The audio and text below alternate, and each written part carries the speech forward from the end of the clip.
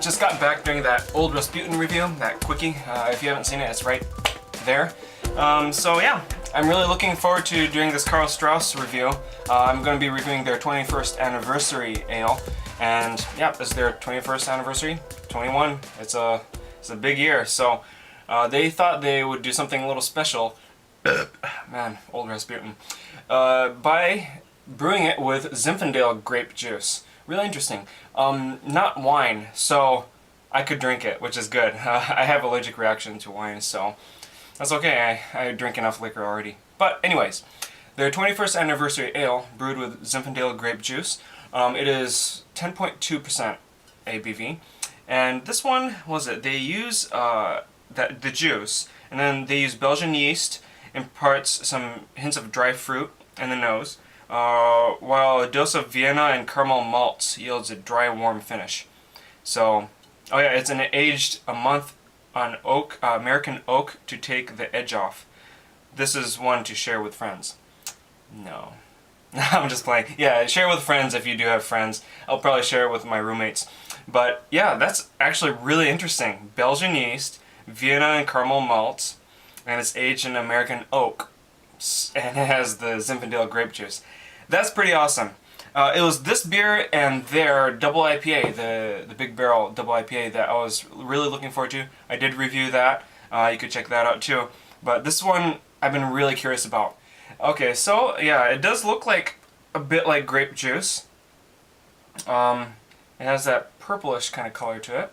Let me give this a smell. Oh, wow. Yep, Welch. Not cheap though. I mean, definitely not a cheap smell.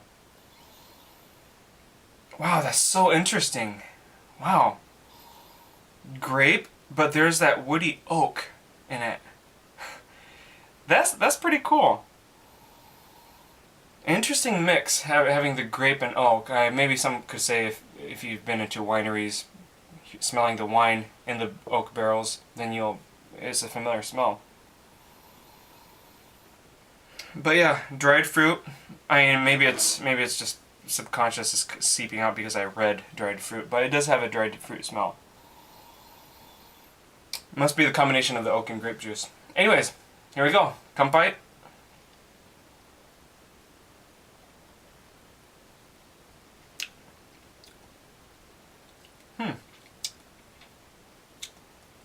Maybe I've burnt my tongue with that Old Rasputin. I can't really taste it too well right now.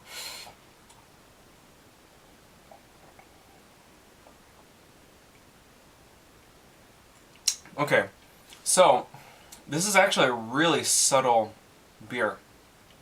Quite subtle. It's not like super smooth, but it's the bubbles are tiny enough. Decent amount of carbonation.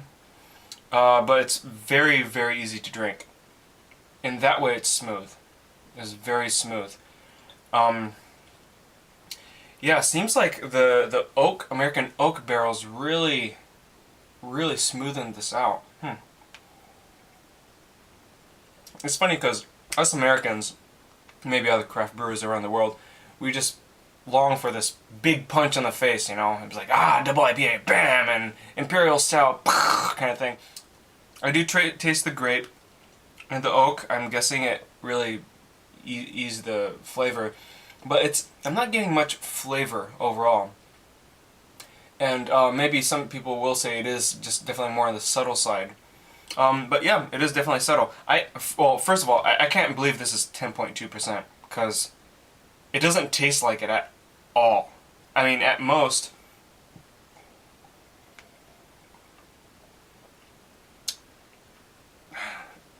shoot, I mean, you do taste some alcohol, but it's like not in a bad way, but like a wine cooler kind of thing.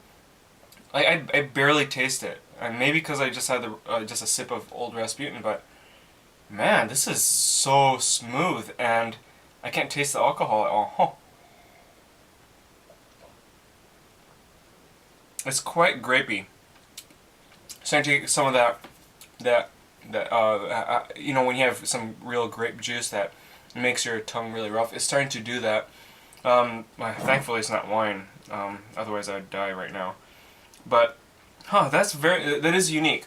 it is subtle, unique, very smooth and unnoticeable ABV. At least, maybe some people say it's like maybe 7 or 8 if they were to guess, but no way that I would have guessed this is 10.2. Wow. It's fine. It's definitely fine. It's not a beer that I enjoy though. And possibly because, I don't know, maybe just grape and beer isn't really my thing. It's not bad. I think the blend of the grape and the ale is good balanced. And I think maybe it was a good move on Karl Strauss's part to age it in American oak barrels to really smoothen it out. Otherwise, the grape might be a little too much. But this actually is quite well balanced. But I don't know. Just overall, there's not too much beer flavor. Actually, that's the thing. It doesn't really taste like beer. No, like not completely. I mean, it would taste like a Belgian ale for sure. But I don't enjoy this beer that much. But I really do appreciate what they did, and they managed to work it out to make it really smooth, not notice the alcohol, and yeah, just keep it balanced. And I think in that way they did a fine job. But it's not something that I would really dig. So if any of you guys are fans of that kind of style of beer, maybe even Allagash, if you guys like Allagash, you may actually really dig this. There's this one Allagash where they use white muscati, I think, or muscat, or just white grapes, and it's reminiscent of this. It's quite amazing. West Coast, and they do something like Allagash, so good job, guys. Anyways, so this was their 21st anniversary ale, Karl Strauss. It's not something that I would recommend to friends. I'm just being honest. But if you like Allagash and if you like subtle, more smoother stuff, then I do recommend this beer for sure. It's not a bad beer at all. So, anyways, thanks for watching, and I'll see you guys in another beer vlog. Kanpai!